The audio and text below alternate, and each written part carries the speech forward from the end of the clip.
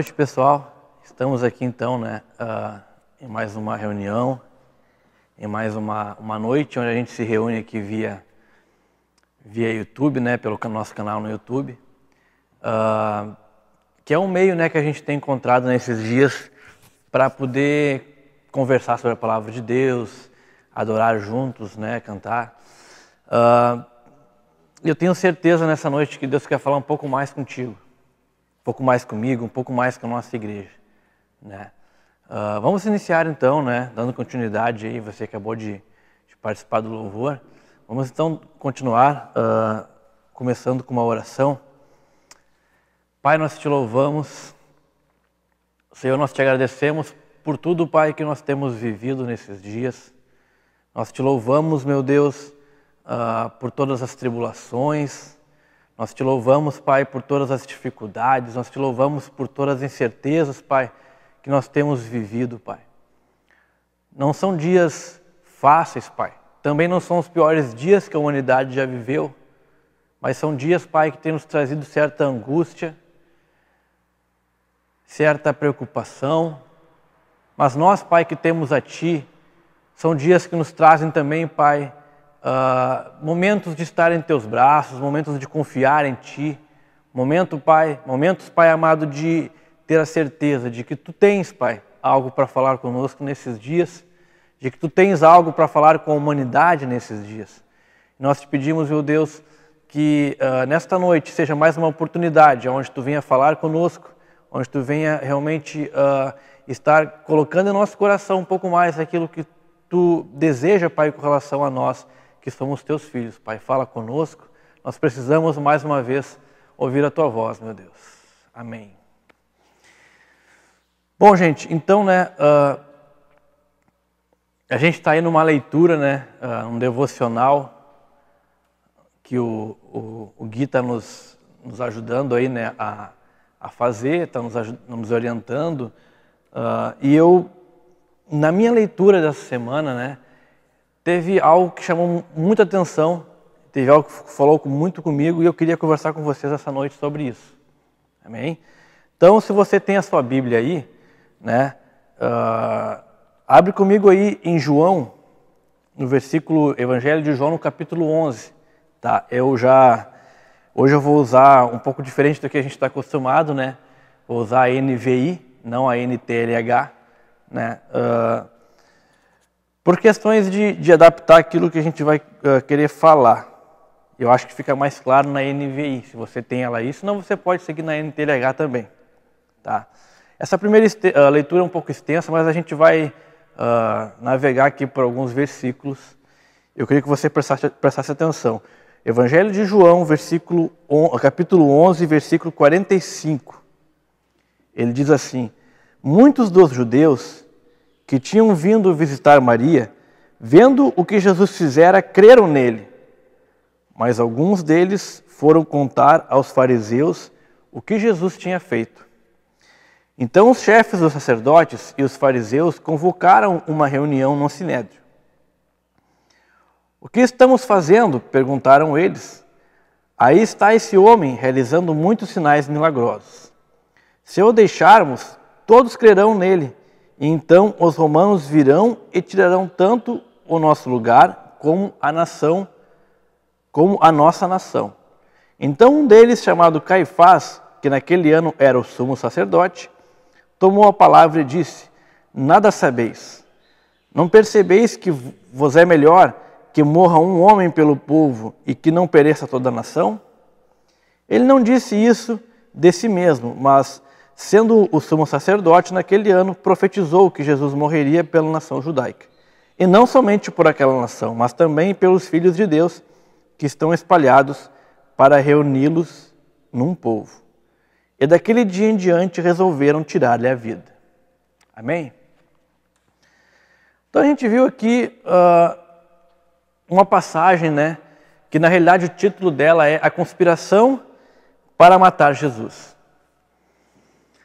E eu queria conversar um pouquinho, na realidade a gente vai conversar bastante sobre o contexto dessa história.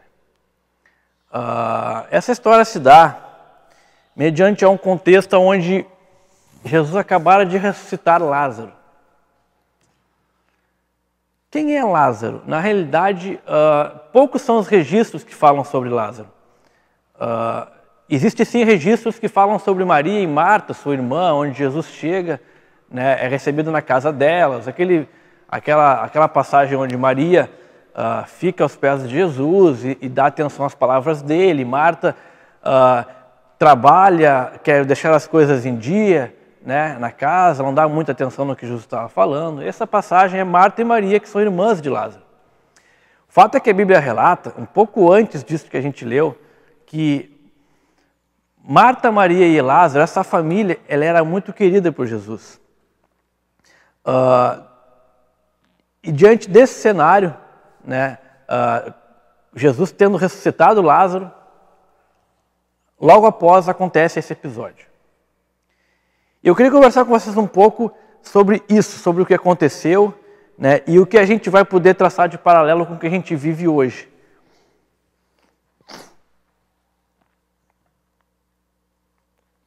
Eu queria ler com vocês, então, um pouquinho antes ali, tá? A gente vai, se a gente for voltar no capítulo 11 inicial, a gente vai ver ali que Jesus estava em outro lugar, né? E aí a história diz assim, ó: havia um homem chamado Lázaro, ele era de Betânia, do povo de Maria, do povoado de Maria e de sua irmã Marta. E aconteceu que Lázaro ficou doente. Maria, sua irmã, era a mesma que derramava perfume sobre o Senhor e lhe enxugara os pés com os cabelos. Então as irmãs de Lázaro mandaram dizer a Jesus: Senhor, aquele a quem amas está doente. Ao ouvir isso, Jesus disse: essa doença não acabará em morte. É para a glória de Deus, para que o Filho de Deus seja glorificado por meio dela. Jesus amava Marta e a irmã dela. Jesus amava Marta, a irmã dela, Maria e Lázaro. No entanto, quando ouviu falar que Lázaro estava doente, ficou mais 2 dias onde estava.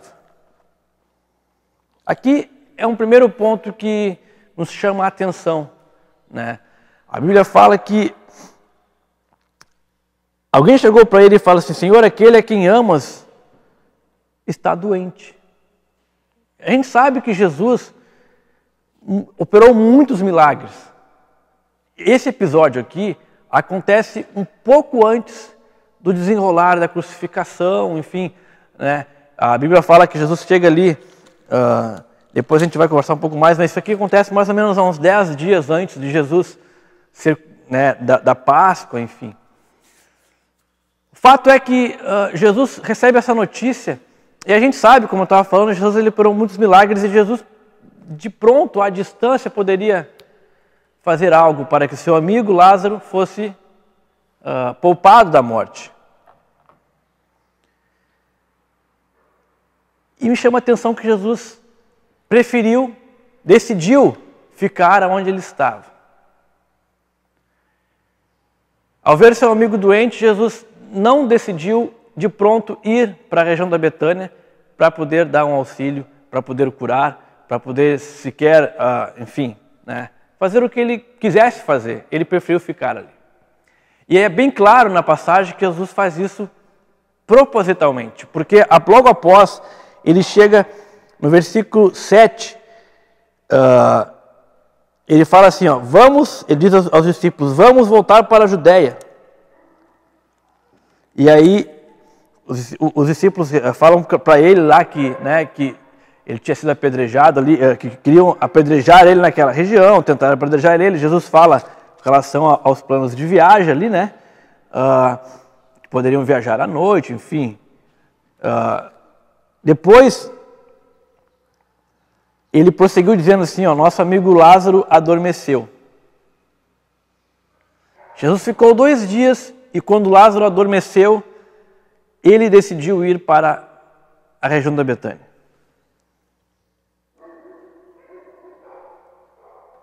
E isso é algo muito interessante nessa passagem. Esse silêncio de Jesus durante 2 dias, deixando que Lázaro morra.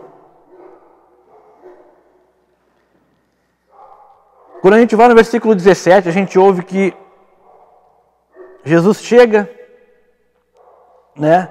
E quando ele chega lá, Lázaro já estava morto há 4 dias. E há um questionamento para ele com relação de Marta, né? Com relação ao que o irmão dele, se o Senhor estivesse aqui, meu irmão não teria morrido. E Jesus fala para ela aquela famosa frase, né? Que a gente ouve no versículo 25, diz assim, ó: eu sou a ressurreição e a vida. Aquele que crê em mim, ainda que morra, viverá. E quem vive e crê em mim não morrerá eternamente. Você crê nisso? O fato é que esse milagre de Jesus que está por acontecer, ele tem algo diferente. Jesus fala que o que estava para acontecer ali, a gente lê lá no início do capítulo 11, que o que era para acontecer era para que o nome de Deus fosse glorificado, para que Deus fosse glorificado.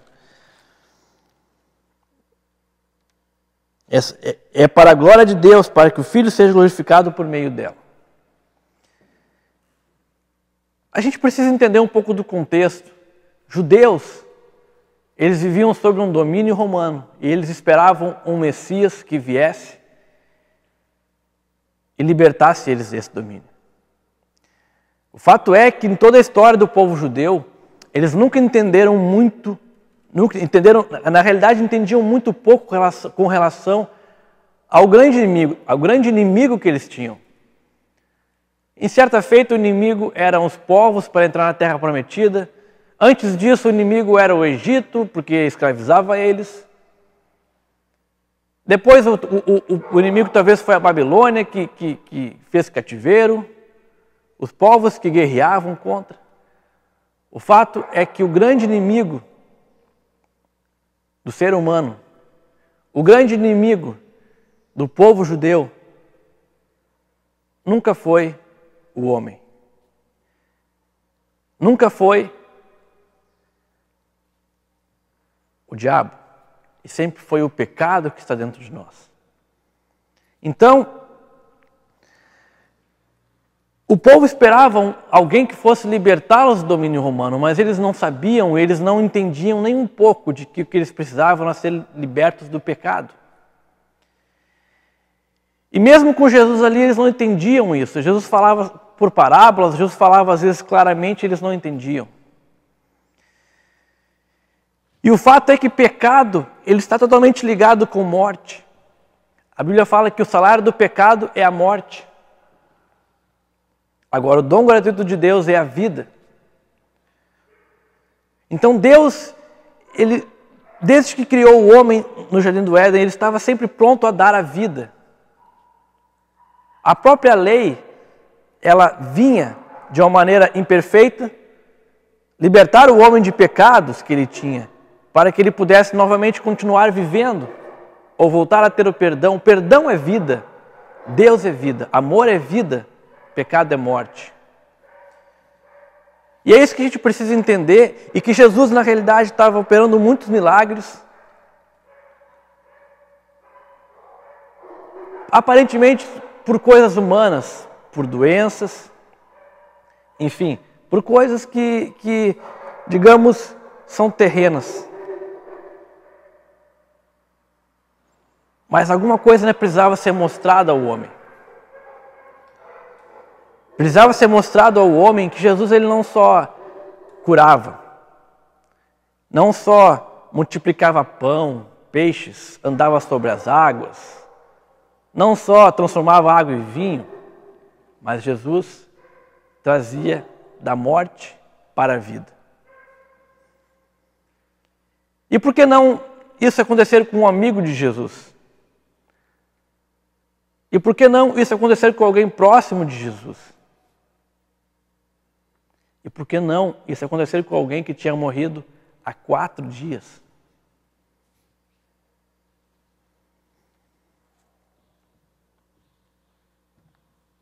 O milagre da ressurreição, e isso para mim na realidade é uma coisa que, enfim, há muitos anos, né, e muito tempo já lendo essa passagem, eu nunca tinha pensado dessa maneira. Ou Deus nunca tinha me falado assim, ou eu nunca tinha entendido na realidade. Mas o fato é que, para mim, olhando para os milagres que Jesus operou aqui, nesta terra, o milagre da ressurreição, ele se torna o mais emblemático, ele se torna o mais importante, porque ele de fato vê e mostra e traz a realidade do que Jesus veio fazer. Não ressuscitar pessoas, corpos, como ele fez com Lázaro. Mas, além disso, mostrar que ele tinha o poder de vencer a morte.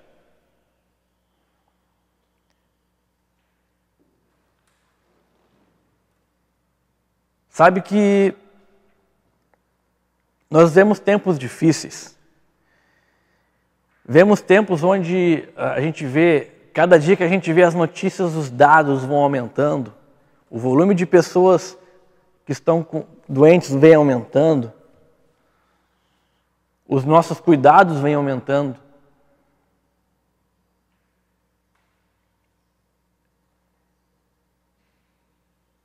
As nossas preocupações vêm aumentando. E a gente vem passando por um tempo aonde que talvez seja comparado a um tempo de bastante dificuldade, mas que talvez lá no fim possa ser a morte, como tem sido para muitos. Um tempo onde muitos talvez se questionam onde está Deus. Jesus ficou em silêncio 2 dias. E eu não creio não que Deus está em silêncio agora. Muito pelo contrário, Ele tem falado muito com cada um de nós. Ele tem ensinado muito. Na realidade, nós vivemos nesta realidade. Deus tem permitido tudo o que acontece, porque nada acontece sem a permissão de Deus. Mas nós vivemos mortes, doenças, por consequência do nosso pecado. Por consequência da nossa desobediência. E sabe, se muitas vezes nós vivêssemos em nossos dias com bonança, saúde, dinheiro, enfim, felicidade, porque nós temos um entendimento muito errado do que é felicidade. Nós entenderíamos, nós pensaríamos, e nós nunca talvez nos lembraríamos de que existe um Deus. Nem que seja para questionar Ele, onde é que você está, Deus? Muitas pessoas que talvez estão se questionando agora, onde está Deus, nunca de fato falaram com Deus. Nunca de fato tentaram ter um relacionamento com Deus. E a gente vê aqui então um cenário onde Jesus ressuscita Lázaro. Se a gente for ler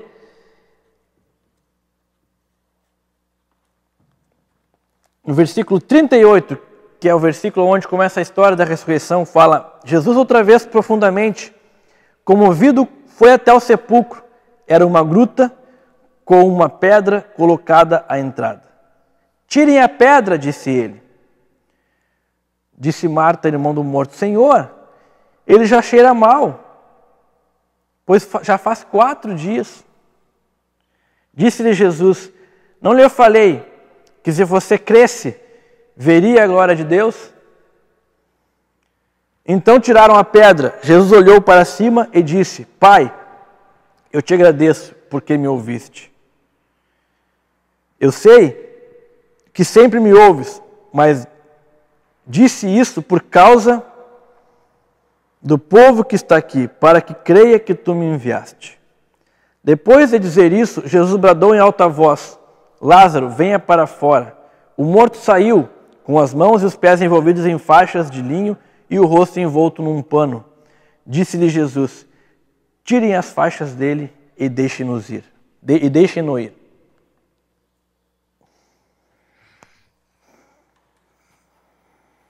Imagina a cena, meus amados. Imagine a cena dessa ressurreição. Imagina a cena de Jesus chegando, pedindo para remover a pedra. As pessoas argumentando: Senhor, já está fedendo, já está cheirando mal. Ele falando: não lhe falei que se você cresce veria a glória de Deus? Eu não sei o que eles estavam crendo ali. O grande fato é que Deus faz as coisas e se a gente crê Nós realmente conseguimos ver a glória de Deus. Se a gente não crê, e mesmo assim Deus faz, a gente fica com cara de tanso. Aconteceu. Mas quando a gente crê, a gente consegue entender melhor e mais profundamente o que Deus faz.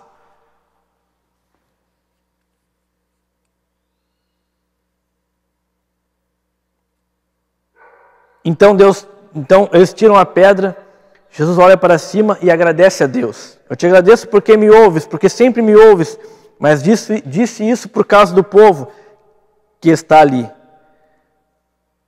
para que creia que tu me enviaste.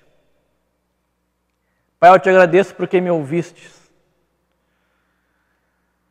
Jesus usa essa frase, eu te agradeço porque me enviastes. Eu dei uma procurada e este é um dos únicos 2 ou 3, eu achei na realidade 2 momentos que Jesus fala claramente isso. A outra vez que ele fala é quando ele está dando as instruções para os discípulos, após aqui. Então antes disso, na parte dos milagres, ele não tinha ainda falado essa frase, para que tu creia, para que eles creiam que tu me enviaste. Ali tinha toda uma questão de Jesus agradecer a Deus, por Deus ter feito aquele milagre, através de Jesus, por Jesus ter feito, e para que o povo pudesse ver que não era um homem que estava ali, mas que era um homem que tinha vindo de Deus, dos céus, ressuscitando alguém, dando vida a alguém. Mas, Senhor, já cheira mal fazem 4 dias. Como está a nossa vida? Ou talvez como estava a nossa vida. Nós estamos em um processo de luta contra o pecado. Quando falo pecado, eu sempre friso, né? Não é pecado ações, mas é pecado natureza pecaminosa que nos levam a agir errado. O quê? Como nós estávamos? Ou talvez como nós estamos ainda? Cheirando mal por causa do pecado, por causa da morte? O fato é que quando o ser humano pecou, quando nós começamos a pecar, nós entramos em um estágio de natureza pecaminosa. Nós entramos em um estágio de morte espiritual. Nós entramos em um estágio de morte. Fadados a morrer. Então, quando nós fomos encontrados por Cristo, e se você está ouvindo essa mensagem, se você ainda não tem um relacionamento com Cristo, se você ainda não entregou a sua vida a Cristo para que Ele transforme a sua vida como Ele tem transformado a de muitas pessoas, fica o convite para que você venha conhecer aquele que é o autor da vida, aquele que é o autor e que faz com que a gente venha da morte para a vida. Nós precisamos compreender um pouco mais profundo isso. Como nós estávamos? Talvez como nós estamos ainda hoje, pois não entendemos a graça de Deus. Quando nós entendemos a graça de Deus, nós entendemos o quanto a nossa vida depende dEle, o quanto a nossa vida não depende de nós, das nossas riquezas, das nossas habilidades, da nossa família, não depende da nossa saúde, não depende de nada daqui, depende de Deus. Isso é graça, nós dependemos de Deus, sabemos que temos dentro de nós, ou por nós alguém morreu, por nós alguém foi sacrificado, para que nós tenhamos vida, da morte para a vida. Para que nós venhamos da morte para a vida, para que nós sejamos, assim como Lázaro, ressuscitados da morte para a vida.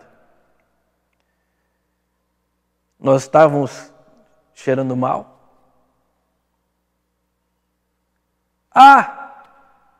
Eu estava cheirando muito mal, porque na realidade a minha carga de pecados, a minha vida era muito... Olha, se eu for te contar, Leandro, a minha vida era realmente assim, olha, não tem nem como te contar. Minha vida era um pergaminho desse tamanho, assim, enrolado, cheio de problemas, cheio de más ações, cheio de inveja, cheio de eu era assassino, eu era não sei o quê, enfim. Posso te falar uma coisa? Quanto mais mal você cheirava, quanto mais pecados você tinha, mais você vai entender a graça de Deus. A Bíblia fala que onde abundou o pecado, superabundou a graça. Ou seja, onde mais morto se estava, se a gente pode falar assim, onde mais se expedia mal, onde mais tempo estava morto, mais a pessoa, quando encontra o amor de Cristo e é transformado por esse amor e deixa essa graça resgatá-lo, tirá-lo do estágio de morte, da natureza da morte, do pecado, mais essa pessoa é agradecida. Mais essa pessoa entende, poxa, esse sacrifício, ele perdoou até o meu pecado, até a minha natureza. E na realidade esse é o grande trabalho, por isso que eu digo que esse milagre ele é icônico, na realidade que tem um divisor de águas, né? Porque quando Jesus faz isso, e na realidade parecia que precisava fazer isso, se a gente for ler um pouco antes, Jesus de vez em quando ele estava numa situação, estava pregando e ele via que a coisa estava ficando preta, que queriam matá-lo, apedrejá-lo, não porque ele tinha medo, porque ele sabia que ele ia morrer. Mas ele também sabia que ele precisava fazer algumas coisas nessa terra para que o povo cresce que ele foi enviado de Deus. Para que o povo cresce que Deus tinha enviado ele. Para que nós crescêssemos. E uma delas era esse milagre. Não o fato dele ter ressuscitado Lázaro, mas o fato dele mostrar para o mundo que ele era quem tirava da morte para a vida. Que ele era quem fazia cadáveres que estavam cheirando mal, como nós. Voltar a ter vida, voltar a ter uma esperança. Jesus nos deu esperança. A esperança de um dia estar sentado com Ele à mesa.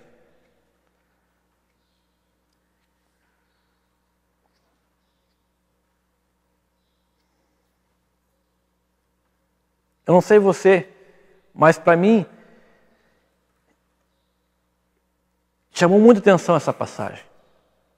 A Bíblia fala que após isso, após esse milagre, fala no versículo 11, 53, e daquele dia em diante resolveram tirar-lhe a vida. Ou seja, Jesus já fez. Esse milagre foi um dos últimos milagres que aconteceu. Aqui estava uma semana mais ou menos da Páscoa, onde tudo aconteceu, onde Jesus foi morto e ressuscitou depois. O fato é que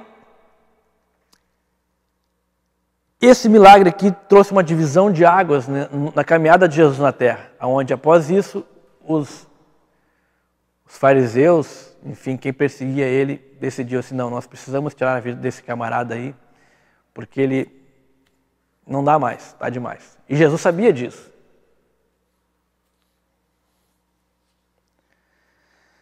Algo interessante está no capítulo 12 também. 6 dias antes da Páscoa, Jesus chegou a Betânia, onde vivia Lázaro, a quem ressuscitara dos mortos. Ali prepararam um jantar para Jesus. Marta servia, enquanto Lázaro estava à mesa com ele. Então Maria pegou um frasco de nardo puro. Enfim, até aqui, até o 2. Ali prepararam um jantar para Jesus. Marta servia, como sempre Marta servindo, né? Enquanto Lázaro estava à mesa com Jesus.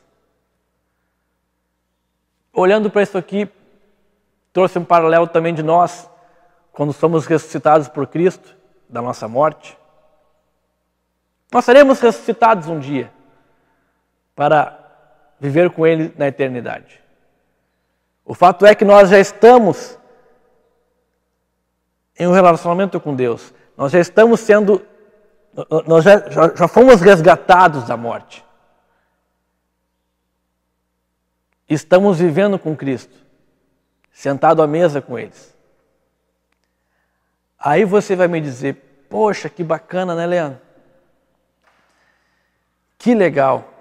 É por isso então que a gente pode falar que nós somos um povo diferenciado, que o povo de Deus é um povo mais abençoado nessa terra. É um povo onde o coronavírus não vai pegar. A grande verdade é que é um povo que entende um pouco mais aquilo que Deus está falando. É um povo que senta à mesa com Cristo, tendo um relacionamento com Ele, se quer sentar. E é um povo também que é perseguido. Essas coisas eu posso te falar que, de fato, são reservadas para o povo de Deus. A Bíblia fala aqui no capítulo 12, versículo 10, assim os chefes dos sacerdotes fizeram planos para matar também Lázaro, porque por causa dele, muitos estavam se afastando dos judeus e crendo em Jesus. Nós, e agora fala aqui um pouco mais para aqueles que já caminham com Cristo, somos perseguidos, irmão. Nós somos perseguidos principalmente pelo pecado, que continua nos perseguindo. Nós somos perseguidos pelo mundo. Nós somos perseguidos por Satanás. E todos esses que eu falei, quando eu falo o mundo, eu não falo exatamente pelas pessoas que estão lá fora da igreja. Não, eu falo sobre o mundo, natureza. E talvez sim por pessoas, mas por pessoas que podem estar até dentro da igreja sendo usados por uma natureza humana, mundo. Nós somos perseguidos.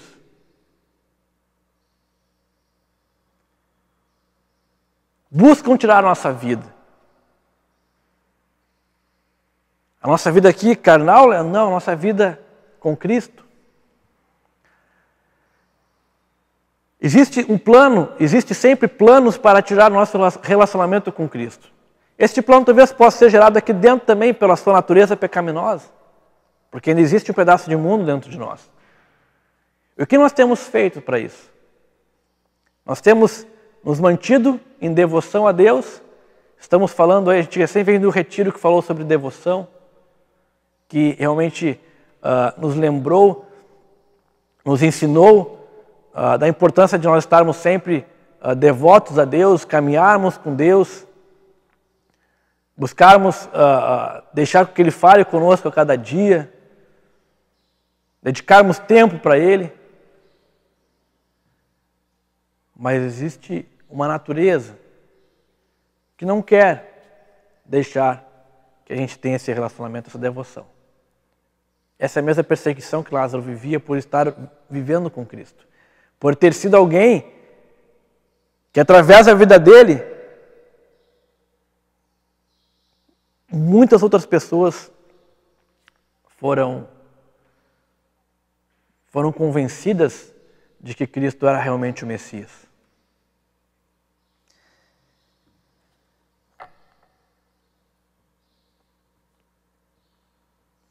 Para a gente ir se encaminhando para o fim dessa palavra, vamos voltar um pouquinho e ler ali no capítulo 11, versículo 49. Então um deles chamado Caifás, que naquele ano era o sumo sacerdote, tomou a palavra e disse: nada sabeis? Não percebeis que vos é melhor que morra um homem pelo povo e que não pereça toda a nação? Ele não disse isso de si mesmo, mas sendo sumo sacerdote naquele ano profetizou que Jesus morreria pela nação judaica. E não somente por aquela nação, mas também pelos filhos de Deus que estavam espalhados para reuni-los num povo.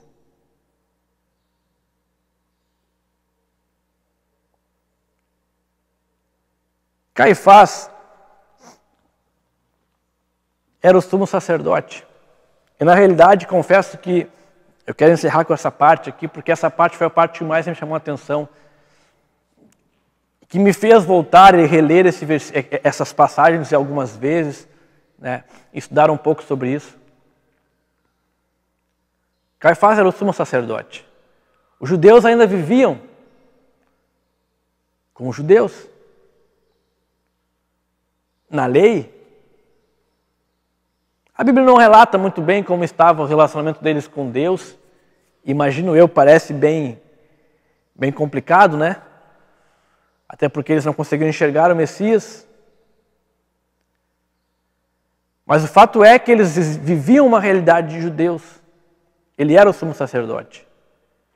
E ele falou algo que, na minha opinião, parece ser algo aonde ele fala para o pessoal, gente, porque antes é argumentado para ele com relação ao que os romanos fariam se eles deixassem Jesus continuar atuando. O que estamos fazendo? Perguntaram eles. Esse homem continua realizando sinais milagrosos. Se o deixarmos, todos crerão nele. E se os romanos, então os romanos virão e tirarão tanto o nosso lugar como a nossa nação. Eles estavam preocupados que se as pessoas crescem em Jesus, os romanos viriam e tirariam o lugar deles de parte religiosa, porque os judeus, os fariseus, eles eram importantes religiosamente. E eles eram respeitados até pelos romanos, porque os romanos eram os que dominavam e não tiravam deles essa função religiosa. E Caifás então fala numa mente, e eu posso afirmar isso porque Caifás depois é um personagem atuante lá, quando Jesus está sendo julgado, quando Jesus está sendo, naquela parte entre pegarem ele até a morte. Caifás ele tem algumas ações ali que demonstram, né, a sua índole. E ele fala isso como dando uma mensagem: não percebeis que vos é melhor que morra um homem pelo povo e que não pereça toda a nação? Ele está falando, vamos dar um jeito de matar esse cara aí. Vamos dar um jeito de matar ele para que nosso povo continue bem com os romanos. Vamos dar um jeito de tirar a vida dele para que ele morra e ninguém mais morra, para que a gente continue uma vida normal.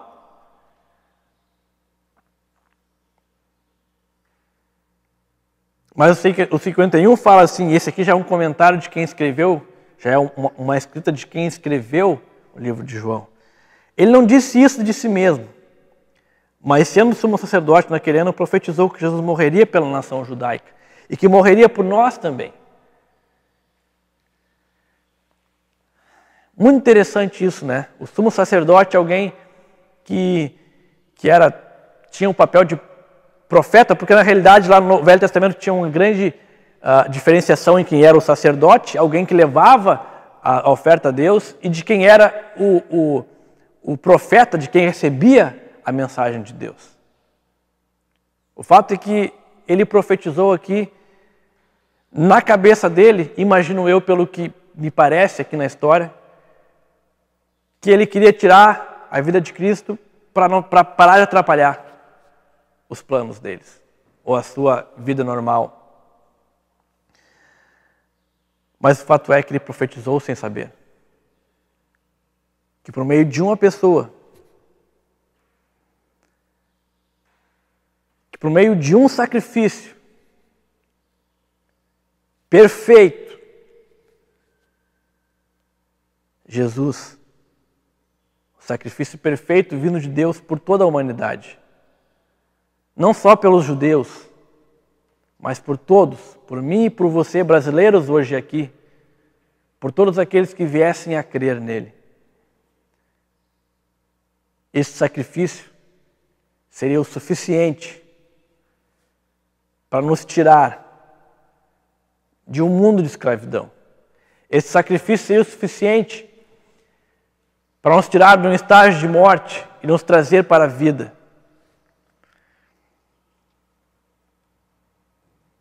Jesus vai, morre por nós, Ele é sacrificado por nós. Nesse momento o véu do templo é rasgado, mostrando que já não havia mais agora uma ordem de ser humano oferecendo ofertas, sacrifícios, barganhas, digamos assim, porque a Bíblia fala em um ponto que Deus já tinha nojo dos sacrifícios do povo de Israel. Eu sempre comento isso, né? Mas o povo já sabia. Por que você acha que no templo Jesus chega um pouco antes lá e expulsa os mercadores do templo? Por que você acha que no templo existiam muitos mercadores? É porque o templo era o mercado da época? Não. É porque o templo era o local de fazer sacrifícios. Então o povo, imagina só, ia oferecer sacrifícios pelos seus pecados, já passava no mercadinho do templo, comprava o seu sacrifício e oferecia. Já estava totalmente diferente do que a lei disse. Porque deveria oferecer coisas do seu rebanho a Deus. Mas enfim, Deus já tinha nojo desse sacrifício, porque o povo tinha... Eu imagino, eu sempre falo isso, já tinha um caderninho, imagino que fosse o caderninho do sacrifício, o caderninho do pecado, o caderninho do acerto de contas.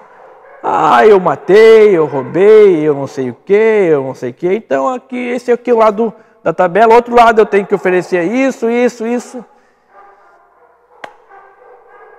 Talvez hoje a gente faça algo parecido quando a gente fala assim, Deus, eu quero aquela promoção, né? Mas, poxa, se tu me der aquela promoção, eu vou dar aquela oferta poderosa lá para a igreja, né?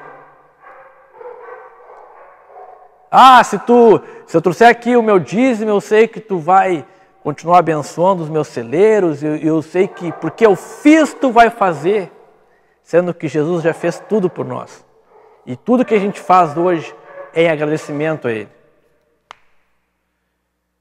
Eu queria te convidar, se você conhece a Cristo nessa noite, a estar lembrando, nós estamos quase perto da Páscoa, a estar lembrando que uma pessoa, um sacrifício, uma pessoa que era humano e que era 100% espiritual ao mesmo tempo, essa pessoa morreu por mim e morreu por você. Lembrando que esse sacrifício é o suficiente para estar conosco em dias de aflições. Lembrando que mesmo em meio a incertezas, a aflições, Deus está conosco. Jesus já morreu por nós. E se o final disso tudo for estar com Ele na glória, estaremos com Ele na glória. Eu vi um testemunho, na realidade eu já tinha ouvido esse testemunho, né? E eu me esqueci. E eu vi ontem uma live, que hoje está todo mundo, a gente está fazendo bastante lives, né? Não sei como é que a internet está suportando tanta live. Mas eu vi uma live ontem de um cantor, com outro cantor que a gente acompanha há algum tempo. Ele falava sobre a morte da esposa dele alguns anos atrás. E ele falava que a esposa dele falava assim, ó, ei, no leito de morte, falava assim para ele, pessoal, vamos calmar, não derramem lágrima por mim. Eu estarei hoje com Cristo, você sabe, nós cremos na mesma coisa. E eu estarei com Deus hoje, eu estarei hoje indo para os braços do Pai, está tudo certo. Então eu estou na frente de vocês. E isso foi confortando o coração deles. Nós não sabemos o fim de tudo isso. Mas nós sabemos que a nossa vida ela está no controle de Deus e que Cristo já fez por nós o sacrifício perfeito e que nós precisamos, e cabe a nós hoje, uma coisa muito importante, confiar, ter fé. Quando nós tivermos fé, a nossa vida ela vai sempre ir de encontro a Cristo. E nós vamos ter as obras. Essa é a ordem correta, fé depois obras. E para você que não conhece a Cristo, fica o convite. Venha viver essa vida com Deus, com Cristo, com alguém que já fez tudo por você e que transforma a sua vida, trazendo você da morte para a vida, trazendo você de um estado talvez morto há muito tempo, para alguém que vai ter vida e assentar-se à mesa com Cristo. Amém? Desejo a vocês uma boa semana.